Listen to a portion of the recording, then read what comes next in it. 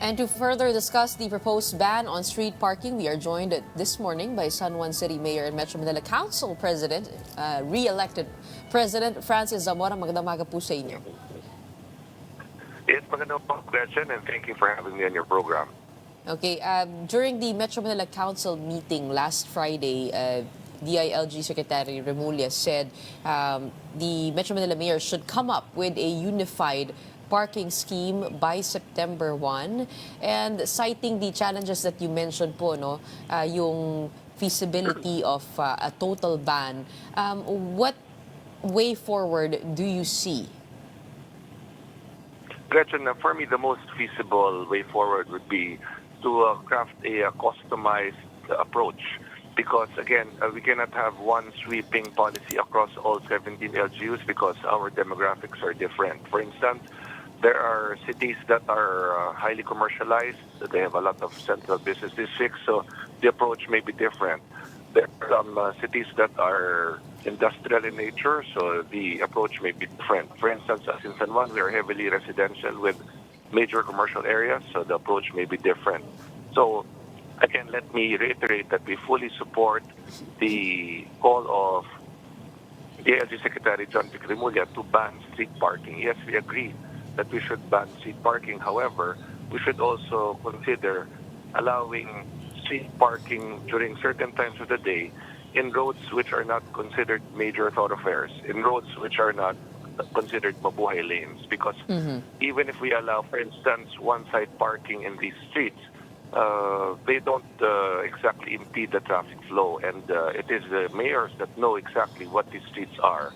That is why during the meeting, Secretary Remulla asked us basically to give our sentiments regarding the initial proposal, and all of the mayors cited the individual situation in our LGUs. So that is the most feasible way to move forward, as I see it. That each LGU needs to submit their proposed as to where parking should be and should not be allowed. And this will be evaluated by a technical working group composed of the Metro Manila Council, the MMDA, and the DILG. And let us see upon their evaluation if they will approve our suggestions.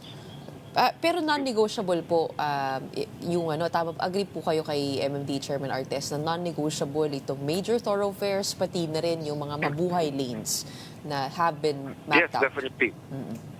Definitely agree po tayo dyan, Gretchen. In fact, ngayon naman talaga, even without any change in policy, ganyan na talaga dapat.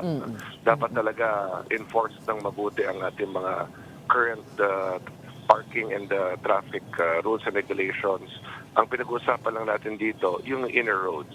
Dapat talaga walang nakaparada sa major thoroughfares sa ating mabuhay lanes at all times. Dapat stricto tayo at consistent sa paghuhuli, sa pagtutow, pagkaklamp, paninikit. At yung ibang mga inner roads naman po, yan, covered yan ng local ordinances. Gretchen, for instance, in San Juan, we have local ordinances that allow parking in the inner roads as determined by our barangay officials. What kind of customization in terms of approach are you seeing in your own city? Kasi meron din pong proposal na hindi total ban pero oras-oras na lang, no? So meron po yung from 7 a.m. to 10 a.m., 5 p.m. to 8 p.m. na pagbabawalan nitong parking, at meron din proposal na day long naman, 5 a.m. to 10 p.m. For your city, what kind of customized approach do you see being a heavily residential and commercial area? Yung certain times of the day na pwede at hindi pwede mag-park. I agree. Because not all times ang mga roads natin ay talagang dinadaanan ng napakaraming sasakyan. So again, when I say customization, what I basically mean is depending on the needs of the individual LGUs. Kasi yung oras na mabilis ang traffic flow sa San Juan, maring iba sa oras sa Makati or sa Taguig, given na sila heavy ang business districts po nila, no, compared to us. Yun ang ibig ko sabihin. And I will leave it to the other mayors to determine yung mga kakilala mga lungsod. For instance, kami po sa San Juan, meron tayong Green Hills Shopping Center. Yan, totally bawal po ang pag-park sa mga mabuhay lanes. In fact, Gretchen, if I may share, since 2018 when I first became mayor of San Juan, binawal ko na ang lahat ng street pay parking all over the city. Even in Ica, even in Xavier, bawal na yan. Since 2018, so we've been strict in the implementation of this.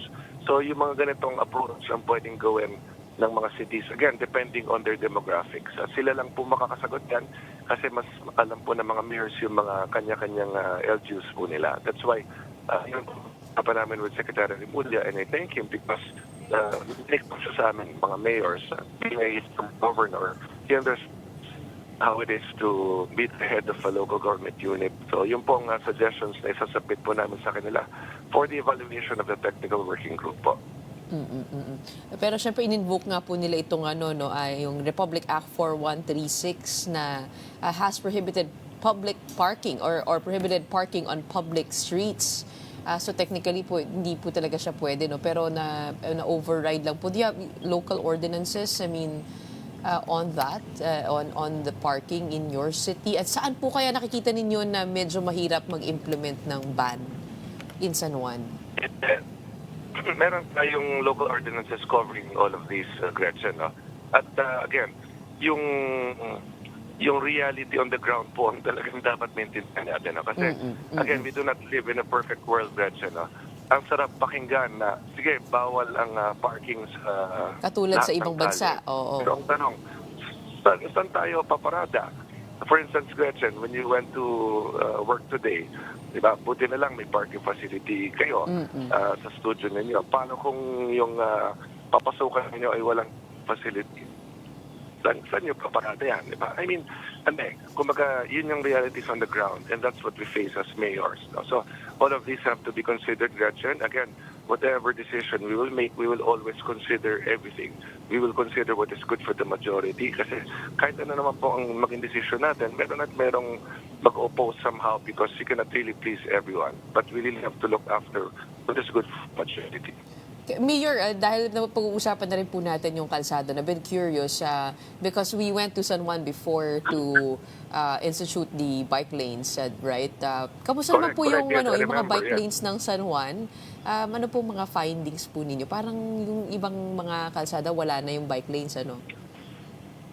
Okay. Gretchen, ganito ang ginawa po natin. And again, thank you for being with us then. I remember that day. Ang ating mga bike lanes po ay active pa lahat. In fact, we are now installing illuminated cat's eyes, no? Yung ating mga markers talaga for the bike lanes.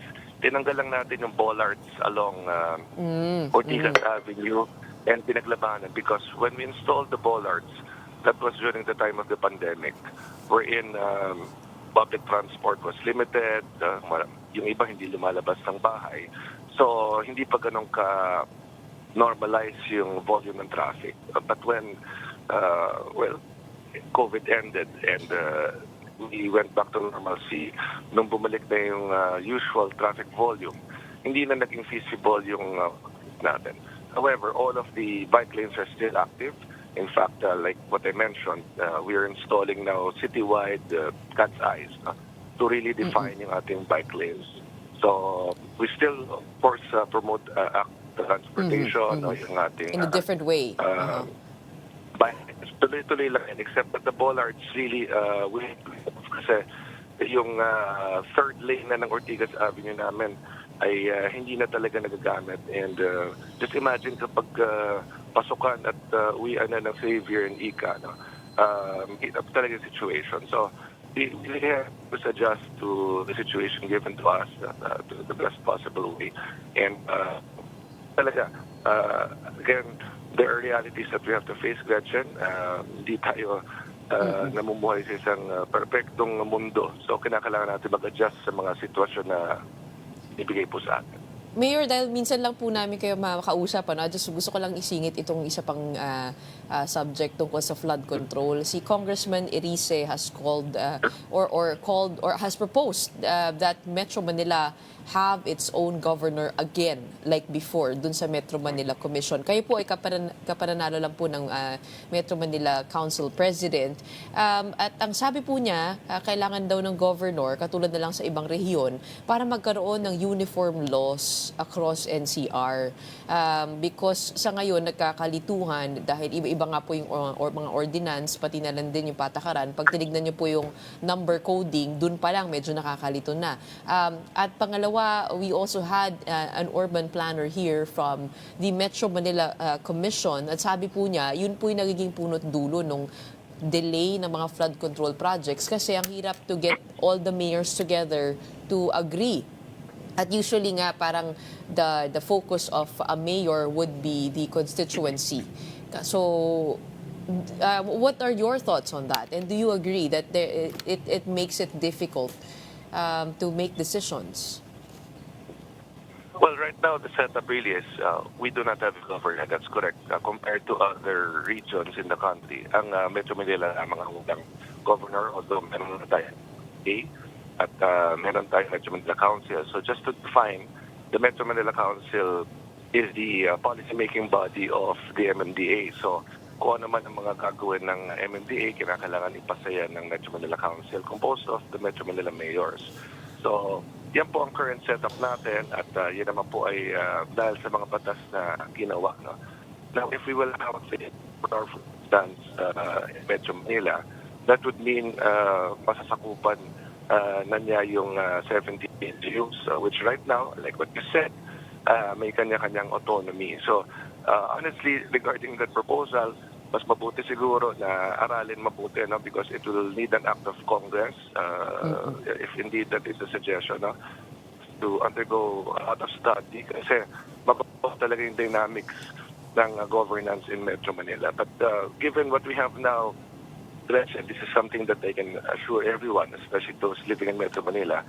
Ang 17 Metro Manila mayors po natin ay nagkakasundo. Maganda po ang samahan, maganda aming relasyon sa isa't isa. We have very good rapport with the MMDA Chairman Don Artes. Kami po personally, both of us, maayos po ang aming samahan. So we really talk about all of these issues and concerns. No? Since COVID-19, ang Metro Manila ay merong isang process. Tandaan po natin, during the time, pag nag-announce tayo, for instance, I remember during the time, merong mga curfew, merong mga lockdown, even though other cities had other policies that they wanted to implement, pag nagkakabotohan kami ay parating unanimous yan. No?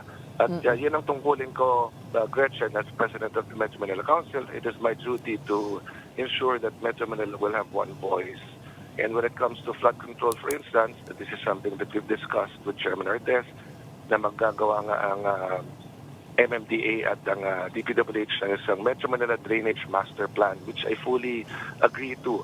Dahil hindi pwedeng individually o mga cities lamang ang gumagawa ng sarili nilang drainage master plan because they're connected. Yung drainage system ng San Juan, konektado yan sa Mandaluyong, konektado yan sa Manila, konektado sa Quezon City.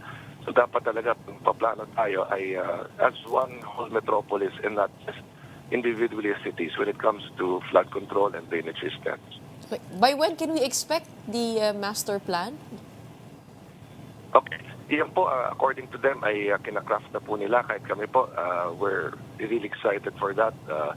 We will continue to meet about it. And ang binanggit ko po kay Chairman Artes, talagang dapat yung inputs ng mayors ay talagang makonsider po rito. No?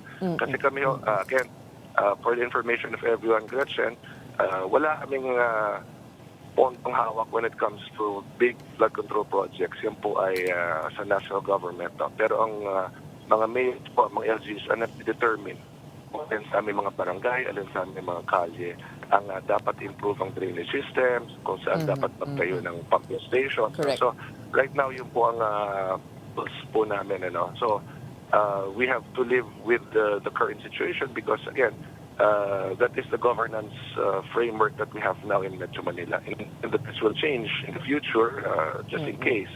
Kami naman po, of course, we will adjust. But right now, ito po ang paraan ng pamamahala sa Metro Manila. At again, I assure everyone that the 17 mayors of Metro Manila ay kami po ay nagkakaisa para po sa National Capital Region. Okay, abangan po namin yung master plan na yan, and hopefully we can have you on the show with that master Yes. plan and all the other plans for Metro Manila. Maraming salamat po for your time, for joining us this morning. We have San Juan City Mayor and Metro Manila Council President Francis Zamora.